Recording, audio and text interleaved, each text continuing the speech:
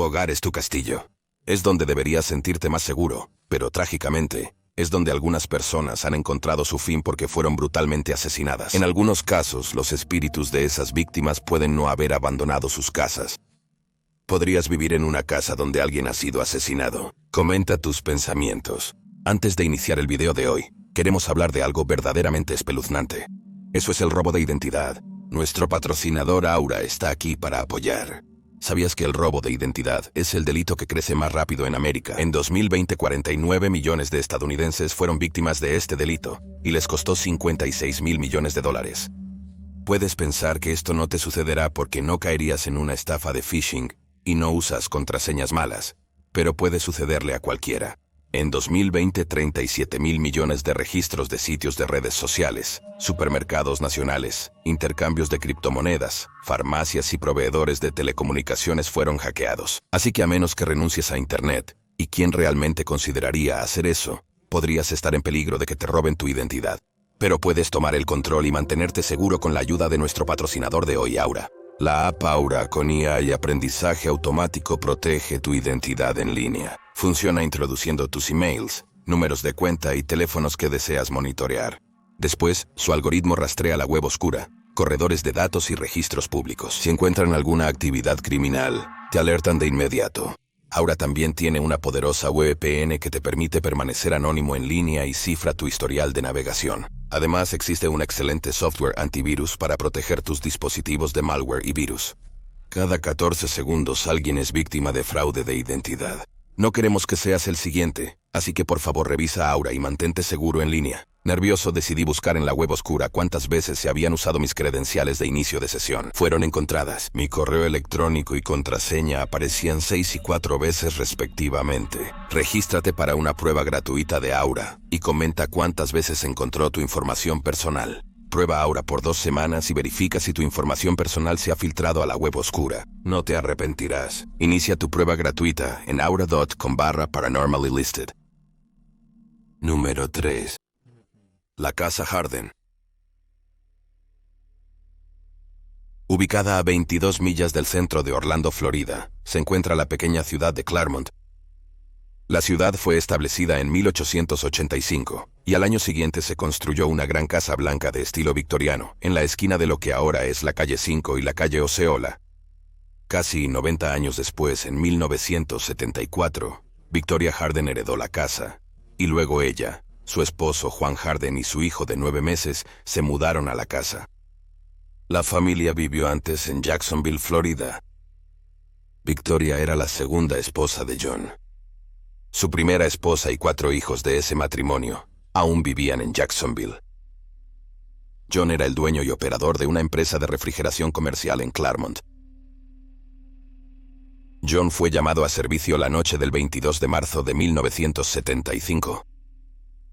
El propietario de un restaurante drive-in en Groveland, cerca de Claremont, requería reparación de un equipo. Victoria decidió ir con él, así que llevó a su hijo. La familia regresó a casa a las 10:45 de la tarde. Victoria acostó al bebé y luego se metió en la cama ella misma. John se metió en la ducha. Cuando John terminó en la ducha, miró por la ventana y vio que su camión estaba en llamas. Gritó a Victoria que agarrara a su hijo y saliera de la casa. Temía que el fuego se extendiera a la casa. La antigua casa victoriana tenía 2 escaleras. John corrió hacia la cocina por las escaleras traseras de la casa. Tomó un extintor y salió al porche trasero por la puerta de atrás. Corrió hacia el camión e intentó apagar el fuego con el extintor. De repente hubo una fuerte explosión. Victoria, que salía de la casa con el bebé, pensó que el camión había explotado. Algunos vecinos vieron el fuego y escucharon la explosión, así que salieron a la calle. Notaron a John tirado en el suelo. Estaba sangrando del pecho. Juan Harden, de 32 años, recibió un disparo en el pecho con una escopeta. Victoria regresó a casa e intentó llamar al 911.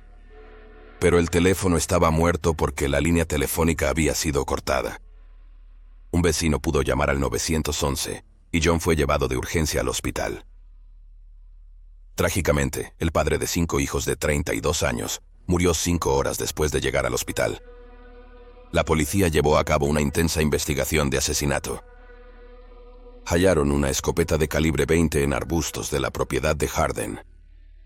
La policía supuso que mientras la familia estaba en una llamada de servicio, el asesino cortó la línea telefónica y se escondió en los arbustos. Cuando la familia regresó a casa y entró, posiblemente pasaron junto al tirador. Luego el tirador incendió el camión para atraer a John afuera. Una vez que estuvo afuera, le dispararon una vez en el pecho. El asesino soltó el arma y huyó. La vivienda de Harden estaba cerca del lago Mineola. La policía sospechaba que el tirador corrió hacia una rampa para botes que estaba a solo 2 cuadras de la escena del crimen. Luego escaparon usando algo parecido a un bote de remos. Lamentablemente, nadie ha sido arrestado por el asesinato de Juan Harden de 32 años. 47 años después, el asesinato sigue sin resolverse. Después del asesinato, Victoria Harden no pasó otra noche en la casa. En marzo de 1978, 3 años después del asesinato, la familia Ferris se mudó a la casa. No tenían idea de que era el lugar de un asesinato sin resolver. Junio Ferris, matriarca familiar, sintió un extraño déjà vu al entrar a la casa por primera vez. Lo reconoció porque tenía sueños recurrentes sobre estar en la casa. En sus sueños, June sabía que la casa tenía 2 escaleras. Se levantaría de la cama y bajaría por la escalera trasera hasta la cocina. Luego saldría al porche. Eso es cuando siempre se despertaba. Tras mudarse, comenzaron a ocurrir sucesos extraños en la casa. Una noche, mientras todos dormían, la hija de June, Robina, y su esposo fueron despertados por el sonido de la música en otra habitación. Fueron a investigar y encontraron varias cajas de música sonando. Interrogaron a los demás en la casa, nadie las prendió. Otra vez, la otra hija de June, Lorena, estaba viendo la televisión en la casa con su novio Roberto. Escucharon la puerta trasera abrirse y cerrarse. Luego escucharon algunos pasos pesados dirigiéndose hacia ellos. Pero luego nadie entró en la habitación. Investigaron, pero no encontraron que nadie hubiera entrado a la casa. Un día, Robina estaba bajando por la escalera trasera. Sintió un escalofrío recorrer su cuerpo que comparó con la sensación que se tiene al abrir la puerta del congelador en un día caluroso. Luego vio el fantasma de un hombre que estaba en sus 30. El nieto de June también vivía en la casa. Le dijo a su familia que él también había visto el fantasma del hombre. Lo observaba mientras dormía. Debido a todos los fenómenos extraños, la familia creía que la casa estaba embrujada. En octubre de 1985, el novio de Lorena, Roberto, investigó sobre la casa y se enteró del asesinato de Juan Harden. Para la familia tenía más sentido que fuera su espíritu el que estaba embrujando la casa. Cuando June se enteró del asesinato, miró sus sueños recurrentes de manera diferente. Se dio cuenta de que siguió el mismo camino que John al salir de la casa para ser asesinado. Se le dijo a la primera esposa de John que su espíritu podría estar rondando la casa. Pensó que era posible. Dijo que John era un padre productivo y le gustaba revisar a sus hijos mientras dormían. Pensó que eso es lo que estaba haciendo el fantasma cuando observaba dormir al nieto de June. La familia Ferris vivió en la casa durante otros 5 años y luego en 1990 la vendieron a Ken y Donna Hadley. Al igual que la familia Ferris, experimentaron fenómenos extraños e inexplicables. Escuchaban extraños pasos y otros sonidos raros cuando no había nadie alrededor. No pasó mucho tiempo después de que se mudaron que Misterios sin resolver grabó un segmento sobre el asesinato de John y el supuesto acecho. El equipo de producción también experimentó cosas extrañas. Su equipo dejaba de funcionar sin ninguna razón.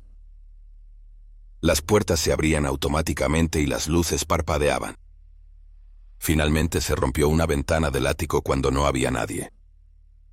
Donna Hadley afirmó que los sucesos extraños cesaron cerca de 2 años tras su mudanza.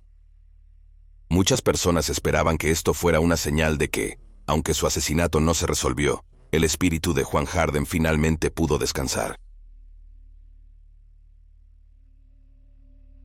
La casa de Maki Gregorio. En la primavera de 1984, Karen Gregorio, una artista gráfica de 36 años, se mudó con su novio, David Maki, a su casa en Gulfport, Florida. Gregory era una mujer carismática con muchos amigos. Poco después de mudarse el lunes 21 de mayo de 1984, Maki tuvo que ir a Rhode Island por negocios. El miércoles intentó llamar a Gregory 2 veces, pero no pudo comunicarse con ella. El jueves Maki llamó varias veces, pero nuevamente no obtuvo respuesta. Así que llamó a su trabajo y descubrió que ella no se presentó a trabajar ese día ni el día. Anteriormente, Maki pidió a un vecino que chequeara a Gregory. El vecino fue a la casa y miró a través de una ventana. Vio el cuerpo de Karen Gregorio de 36 años yaciendo en un charco de sangre en el pasillo. El vecino contactó a la policía de inmediato. La policía descubrió que probablemente el asesino entró a la casa a través de la ventana del dormitorio, unas 31 horas antes. Se cree que Gregory fue apuñalado una vez en el dormitorio y luego intentó huir de su asesino, pero él la atrapó. La llevó al pasillo donde la mató. La policía sospechaba que Gregory, vestido parcialmente, fue agredido sexualmente. No se robó nada de la casa y había estado lloviendo la noche del asesinato. Así que no pensaron que se trataba de un robo que salió mal. En cambio, creían que el asesino entró con la intención de agredir sexualmente a Gregory. El médico forense confirmaría más tarde que había sido violada. Había sido apuñalada decenas de veces y le habían cortado la garganta. La policía asumió que el asesinato sucedió alrededor de la 1:15 a.m. del miércoles 23 de mayo, ya que varios vecinos escucharon gritar a una mujer en ese instante. Sin embargo, nadie llamó al 911. La policía creía que habían encontrado una pista útil. Era una huella sangrienta de pie desnudo. La policía eliminó rápidamente a varios sospechosos, incluyendo a David Maki. Estaba en Rhode Island cuando ocurrió el asesinato, y no había evidencia de que él planificara el asesinato. La policía también descartó a un amigo de Karen Gregorio, quien Maki pensaba que tenía sentimientos por ella. La policía también eliminó rápidamente a otros 8 sospechosos. Lamentablemente, el caso se enfrió rápidamente. En diciembre de 1985, hubo una fiesta en el ayuntamiento de Gulfport, porque uno de los gerentes de la ciudad se estaba yendo. En la fiesta, una conductora de autobús de la ciudad habló con un sargento de policía y mencionó que vivía a 3 cuadras de la casa de Karen Gregorio. Ella había escuchado el grito la noche del asesinato. El sargento transmitió la información a los detectives del caso. Se sorprendieron de que el grito fuera tan fuerte. No habían entrevistado a personas que vivieran tan lejos de la escena del crimen.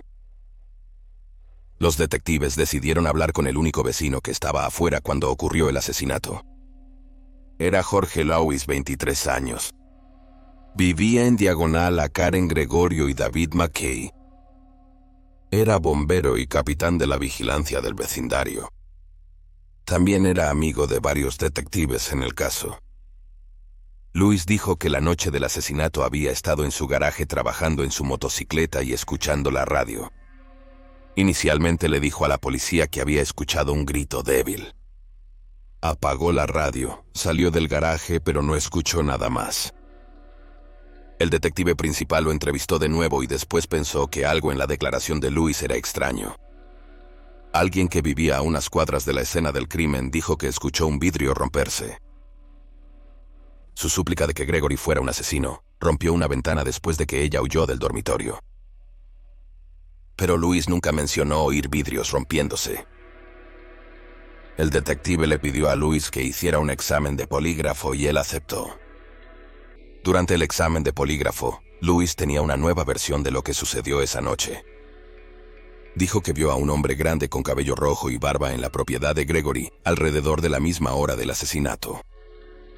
dio una descripción detallada del hombre, incluyendo lo que llevaba puesto. Louis dijo que hizo contacto visual con el hombre y volvió a entrar. Louis nunca le contó a nadie sobre el hombre, porque estaba preocupado de que el hombre fuera tras su esposa y su bebé. El detective pensó que esto era algo extraño que decir, porque en el momento del asesinato, Louis no estaba casado. Se casó meses después y su esposa estaba embarazada justo ahora. De hecho, él fue el oficiante en la boda y los casó en la canasta de un camión de bomberos. Además, el detective pensó que era extraño que Louis diera una descripción tan detallada del asesino. Cuando asesinaron a Gregory estaba oscuro y lloviendo. ¿Cómo Louis pudo ver al hombre tan bien desde el otro lado de la calle? Entonces los detectives del caso decidieron hacer una prueba. En una noche clara, hicieron que Louis les dijera dónde vio al hombre, y luego lo hicieron pararse en su garaje. Luego hicieron que un detective que Louis conocía personalmente durante varios años se parara en el lugar donde afirmó haber visto al hombre. Luego le pidieron a Louis que lo describiera y él no pudo. Ni siquiera pudo identificar que era alguien a quien había conocido durante años. Después de la prueba, el detective principal pasaría por la casa de Louis y discutiría el caso. Louis cambiaba constantemente su versión de los eventos sobre la noche del asesinato. En marzo de 1985, Louis se sentó para otro examen de polígrafo. Esta vez, le dijo al examinador que había caminado hasta el patio de Gregory y que estaba a unos 3 pies del hombre. Afirmó que habló con el hombre en el patio. El hombre le había dicho que se perdiera. Resultó que Louis no pasó el examen del polígrafo. Los detectives pensaron que su historia comenzó a tener menos sentido. ¿Por qué el asesino permanecería cerca de la casa de Gregory tras el crimen? ¿Por qué simplemente no se fue? ¿Por qué no habría asesinado a Louis, ahora testigo? Jorge Louis era ahora el sospechoso principal. En todas las historias de Louis, él mantenía que nunca estuvo dentro de la casa de Gregory. Y la policía no pudo ubicarlo dentro de la casa. Así que recogieron sus huellas de manos y pies, junto con muestras de cabello de la cabeza, pecho y vello púbico. A principios de 1996, el detective principal envió la huella ensangrentada y una copia de la huella de Louis al FBI. Recibió los resultados el 11 de marzo. Era la huella de Jorge Louis. Se encontraron 30 puntos en comparación. Los analistas pensaron que podría encontrar más si lo necesitaban, pero él estaba seguro de que era la huella de Louis. El 15 de marzo de 1986, casi 2 años después del asesinato de Karen Gregorio, Jorge Louis, de 24 años, fue acusado de su asesinato. El juicio de Louis en junio de 1987 duró cerca de 2 semanas. El jurado deliberó durante 13 horas en 2 días. Se le encontró culpable de todos los cargos. Podría haber sido condenado a la pena de muerte, pero en cambio fue condenado a cadena perpetua. Louis siempre ha negado que cometió el asesinato. Apeló varias veces, pero se le negó cada vez. Jorge Louis murió en 2015 en prisión a la edad de 52 años por causas naturales. El novio de Karen Gregorio, David Mackey, estaba desconsolado después de su asesinato y no podía quedarse en la casa donde la mataron. La vendió unos meses después del asesinato. 10 años después del asesinato, en 1994, una mujer llamada Estefanía Berlotti compró la casa. Sabía que Karen Gregorio había sido asesinada en la casa, pero eso no la molestaba. Se mudó a la casa en Halloween de 1994. No pasó mucho tiempo antes de que notara cosas extrañas sucediendo en la casa. Una mancha marrón aparecería en el piso del pasillo donde fue asesinado Gregory y donde su cuerpo permaneció durante 31 horas. La mancha desaparecería si la frotaba, pero siempre reaparecería. Simplemente puso una alfombra persa encima. Siempre que intenta abrir la ventana del dormitorio, la que el asesino entró, el vidrio se rompe. Una vez cuando estaba en el baño, vio una imagen borrosa del rostro de una mujer en el espejo. Cuando su madre estaba de visita, escuchó los pasos de alguien corriendo por la casa. Cuando Berlotti escuchó esto, no pudo evitar pensar en Gregory corriendo por la casa tratando de escapar de su asesino. Hasta sus mascotas sufrieron. Pasaban horas mirando la pared del dormitorio como si estuvieran viendo algo. Berlotti dijo que no le importa compartir su casa con el fantasma de Gregory. De hecho, ella piensa que el fantasma le salvó la vida. Una noche hubo un incendio en la cocina y de repente algo la despertó. Pudo apagar el fuego antes de que se saliera de control. Berlotti dijo que le pidió consejo a Gregory cuando decoraba su casa.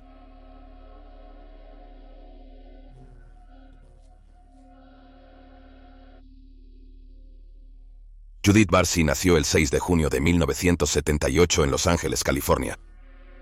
Sus padres, José y María Barsi, eran ambos inmigrantes de República de Hungría. Se conocieron en un restaurante donde María trabajaba como mesera y José, un contratista de plomería, solía cenar. A los 5 años, Judith patinaba en una pista de hielo. Se grababa un comercial con un equipo de filmación allí. Algo sobre Judith llamó su atención y fue elegida para el comercial. Este fue el inicio de su carrera como actriz. Luego aparecería en otros 72 comerciales. También consiguió varios roles en la televisión. Debutó en la miniserie de crimen real, Visión Fatal, transmitida en noviembre de 1984.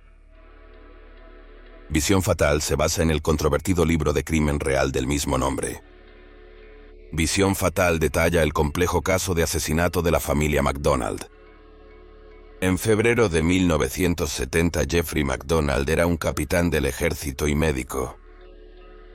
Vivía con su esposa embarazada de 25 años, Colette, y sus 2 hijas, Cristina de 5 años y Kimberly de 2 años, en Fort Bragg, Carolina del Norte. A primeras horas del 17 de febrero de 1970, Colette, Cristina y Kimberly fueron asesinadas brutalmente. Jeffrey estaba en casa durante los asesinatos. Resultó herido, pero no gravemente. Asegura que un grupo de 4 hippies, 3 hombres y una mujer, irrumpieron y los atacaron. Pero en agosto de 1979, 9 años después de los asesinatos, Jeffrey fue condenado por ellos y sentenciado a cadena perpetua. Más de 50 años después de los asesinatos, todavía se debate intensamente si Jeffrey fue el asesino o no. Judith interpretó a Kimberly, una hija asesinada, en Fatal Vision. El éxito de Judith continuó con roles en series de televisión y películas hechas para la televisión. En 1985, Judith tenía 7 años y estaba ganando más de $100,000 al año, lo que equivale a unos $275,000 en 2022. Ese año, con el dinero de Judith, sus padres compraron una hermosa casa de rancho de 3 habitaciones en el área de Canoga Park, en Los Ángeles. Lamentablemente, la vida dentro de la casa era infernal. José tenía un temperamento violento y pensamientos macabros. Parecía que odiaba a su esposa, María, y pensaba que ella prestaba demasiada atención a Judith. Le dijo a varios amigos que quería matar a María. O quería matar a Judith, luego quitarse la vida y dejar a María viva para que tuviera que lidiar con la pérdida de su preciada hija. José también era abusivo y cruel con su esposa e hija. A José le gustaba invitar a gente a la casa y luego señalar lo terrible que era María limpiando la casa. En una ocasión arrastró a Judith por la casa de su cabello. Su vecino encontró perturbador un encuentro con José. Judith estaba volando una cometa que había comprado con dinero de su actuación. Judith estaba molesta y le dijo que no lo tocara porque lo rompería. José se volvió hacia el vecino y le dijo que Judith era una niña mimada que no podía compartir sus juguetes. José entonces procedió a romper la cometa en varios pedazos. En el verano de 1986, María finalmente tuvo suficiente y presentó un informe policial. En el informe, ella afirmó que José había sido física, emocional y psicológicamente abusivo durante 5 años. La policía investigó, pero no encontraron ninguna evidencia para acusar a José de nada. Judith continuó consiguiendo trabajo en varios programas de televisión populares. Esto incluyó Remington Acero Punky Brewster, El Crucero del Amor San, En Otro Lugar y Salud. Judith era pequeña para su edad, por lo que a menudo obtenía roles en los que interpretaba a niños más jóvenes de lo que realmente era. Desafortunadamente, mientras la carrera de Judith iba bien, las cosas en casa empeoraban. Ella contaba a la gente que su padre se emborrachaba todos los días y que su madre era suicida. A principios de 1987, Judith consiguió un papel en Jaws: La Venganza, la cuarta película de la franquicia Jaws. Ella y María iban a las Bahamas para rodar la película. Antes de que se fueran a las Bahamas, José levantó un cuchillo y le dijo a Judith que más le valía volver a casa o le cortaría la garganta. María y Judith regresaron a casa después de que terminó el rodaje. Judith estaba mentalmente enferma antes de ir a las Bahamas. Después de que regresaron a casa, su salud mental continuó en una espiral descendente. Comenzó a arrancarse las pestañas y los bigotes de su gato. En mayo de 1988, Judith tenía que audicionar para una película animada. Pero comenzó a sollozar incontrolablemente y no pudo ser consolada. Fue entonces cuando el agente de Judith se dio cuenta de que Judith tenía serios problemas mentales. Sugirió que María llevara a Judith a un psicólogo infantil.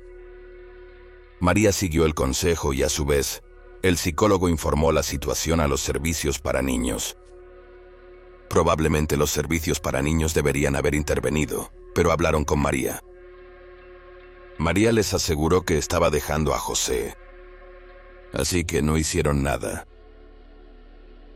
María terminó alquilando un apartamento. Ella y Judith vivirían allí durante el día, pero por la noche volvían a la casa en Canoga Park con José.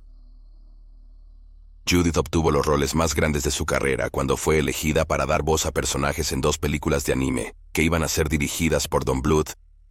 La primera fue producida por la empresa de Steven Spielberg. Esos roles fueron Pato en El Tiempo, Antes de Nuestro Tiempo y Ana María en Todos los perros van al cielo. Para el verano de 1988, Judith había terminado de grabar sus líneas para ambas películas. El 25 de julio de 1988, Judith tenía una cita en Hanna-Barbera Productions, Incorporated, pero no se presentó y su madre no llamó. Esa mañana el agente de Judith llamó a casa y José contestó. Le dijo que Judith y María se habían subido a un gran coche y se fueron a San Diego, California. Pasaron 2 días y nadie vio a la familia. En la mañana del 27 de julio, cerca de las 8:30 de la mañana, un vecino oyó un posible disparo desde el garaje de los Barcy. Minutos después, alguien notó que la casa de la familia estaba en llamas. El calor de la casa era tan intenso que hizo estallar las ventanas. El departamento de bomberos pudo apagar el fuego. Hicieron un descubrimiento espantoso dentro y se notificó a la policía. Basándose en las pruebas, la policía cree que sabe lo que sucedió. 2 días antes, cuando se esperaba a Judith y María en Hanna-Barbera, José entró en la habitación de Judith, de 10 años. Le disparó una vez en la cabeza mientras ella estaba en la cama. Probablemente María escuchó el disparo y fue a investigar el sonido. Se encontró con José en el pasillo. María, 48, también fue disparada en la cabeza. Su cuerpo fue encontrado en el pasillo.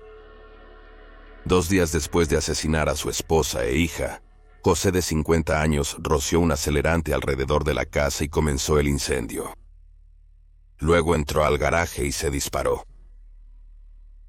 La película El Tiempo Antes de Nuestro Tiempo se estrenó 4 meses después de los asesinatos. El personaje de Judith, Pato, fue un éxito de taquilla y favorito de los fans. El Tiempo Antes de Nuestro Tiempo produjo 12 secuelas directas para video.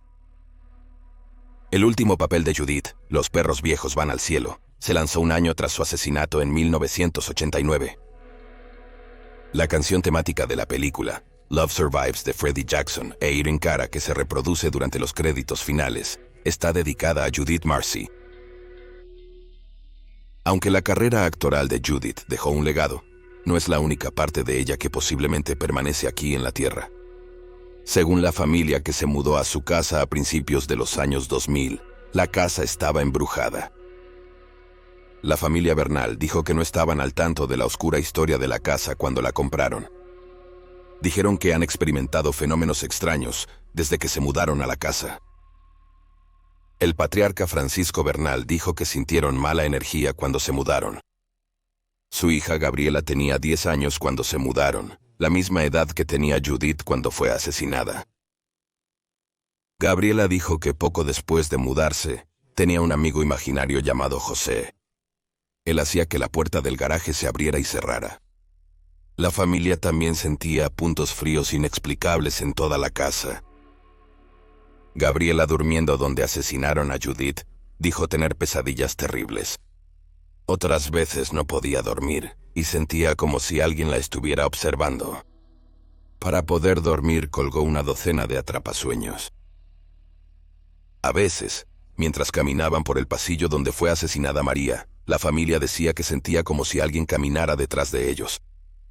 Otras veces escuchaban pasos en el pasillo cuando no había nadie allí. La familia Bernal apareció en la primera temporada del reality show Cambio de Casa, Asesinato. El programa se enfocó en el pasillo, la antigua habitación de Judith y el patio trasero. Después del rediseño, la familia Bernal dijo que sentía como si la energía negativa se hubiera disipado. Esperemos que Judith y María puedan finalmente descansar en paz después de una vida familiar tan tumultuosa.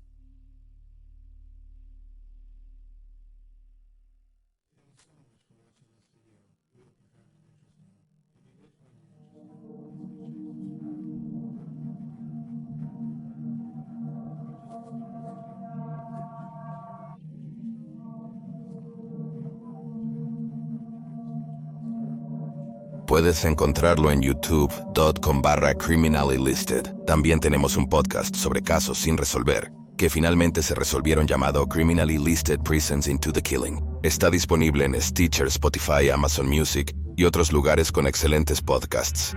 Eso es todo por hoy. Gracias de nuevo por mirar.